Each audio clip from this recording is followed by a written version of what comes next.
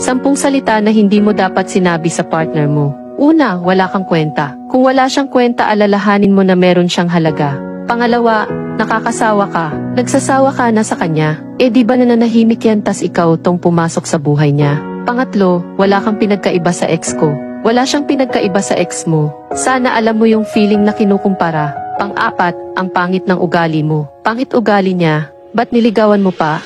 Kung nung una pa lang pinakita niya na sa'yo yung bad side niya, mamahalin mo pa din ba siya? Pang-lima, wala akong pake sa'yo. Wala kang pake sa kanya. Totoo, parang dati lang ikaw pa yung gumagawa ng paraan para magkapak siya sa'yo. Pang-anim, pinagsisihan kung ikaw naging asawa ko. Pinagsisihan mong siya naging asawa mo, hindi ka naman niya pinilit tanda mo.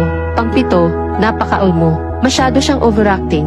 Baka kulang ka din sa pagiging understanding. Pang-walo, ang arte mo naman. Ang arte niya, paalala ko lang ha, kung yung pagiging maarte niya in-apply niya nung wala pa kayong relasyon, malamang walang kayo ngayon. Pang-siyam, bahala ka sa buhay mo. Bahala siya sa buhay niya, parang dati lang handa kang makipagpatayan para sa kanya. Nasaan na yung dating ikaw na patay sa kanya at ikamamatay pa kapag nawala siya? Wala na? Pang-sampo, maghiwalay na tayo. Maghiwalay na kayo. Yan ang wag na wag mong sasabihin sa partner mo. Dahil sa isang salita na yan, para mo na ring pinagsama-sama yung 9 sinabi ko.